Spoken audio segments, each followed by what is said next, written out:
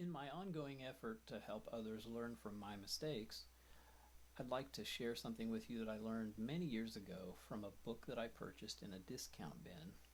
It's a great book. It's by a player named Warren Nunes. I apologize if I'm pronouncing that name incorrectly. I'm honestly not sure how to pronounce it. The book was great in showing some jazz language, things that you hear players play, and the notation showed how to finger and which strings the notes should be on, and also picking. And that unlocked what seemed to be the secret to being able to do some of these kinds of things.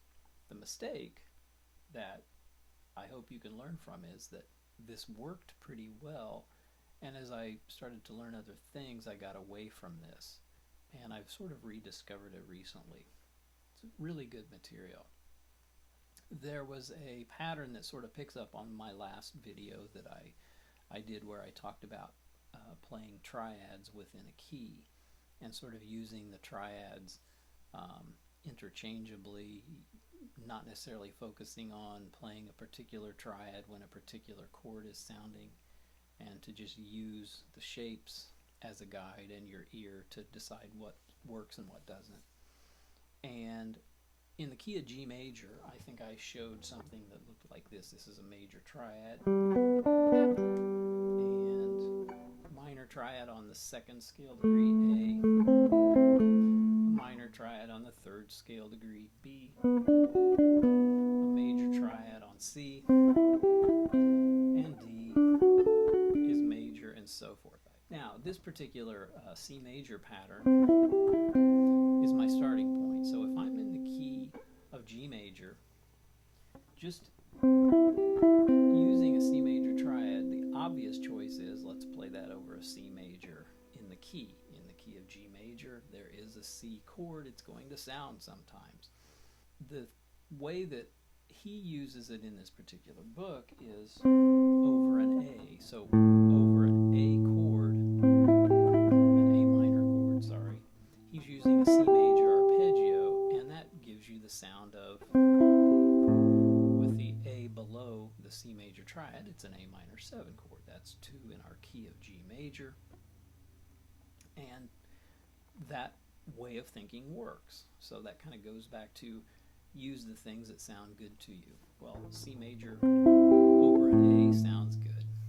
So the pattern that was derived from that was this. A major arpeggio, the 7th on top, and I'm playing G and B on the same string, on the second string.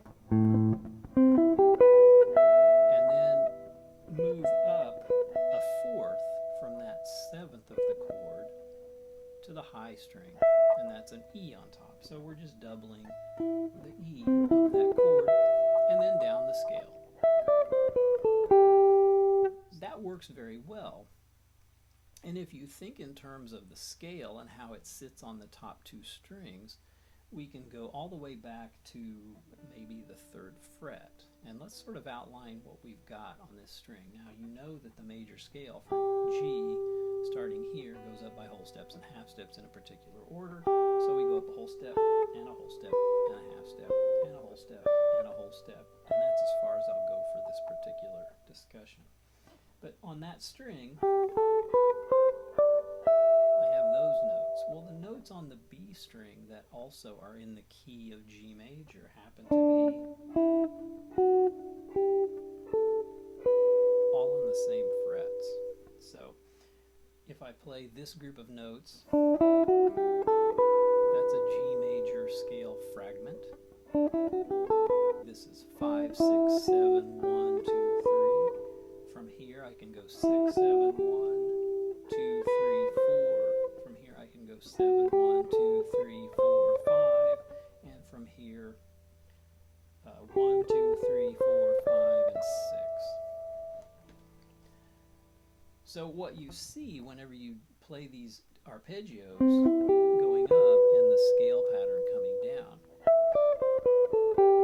there's the pattern that just comfortably naturally sits in that position on top of that arpeggio. Got my 4 chord or my C major arpeggio and with a scale fragment of the key, G major, coming down. My B minor triad, the fragment on top of that. Here's my A minor triad and the fragment on top of that. And my G major triad with.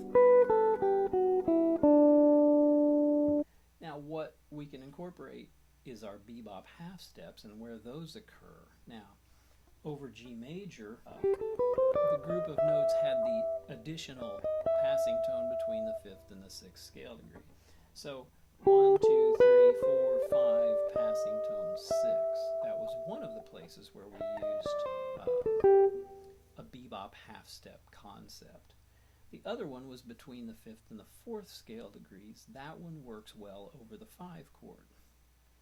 So I might have this. And that's 7, 1, 2, 3, 4, passing tone 5. My first amendment to what was in this book was this. So instead of leaping up from B to E on the same fret, I went to the D. Now what that gives you is root 3rd, 5th, 7th, 9th of a C major 7 major 9 arpeggio. Over the top of the A note as a bass note, that gives you an A minor 11 chord root. I'm playing an open A string here. 3rd, 5th, 7th, 9th, and the D note is an 11th. So here's what I would play descending. And then over the B. And you could do the same.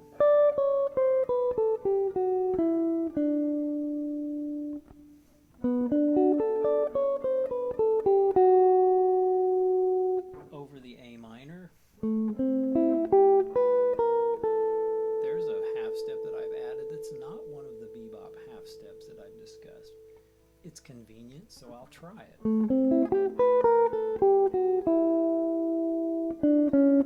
And there's the half step that we talked about between the 5th and the 4th notes.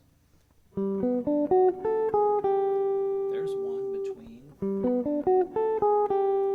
the 2nd and 1st note of the scale.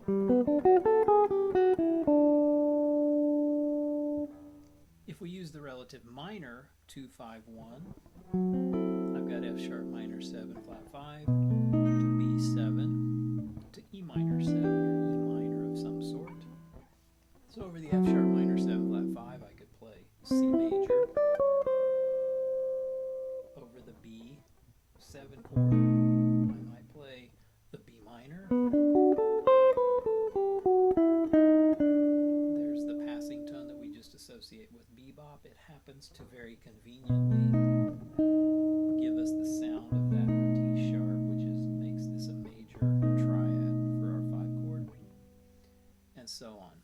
So if I play this over Autumn Leaves, which basically goes back and forth between the major and the minor key, you can have these kinds of sounds.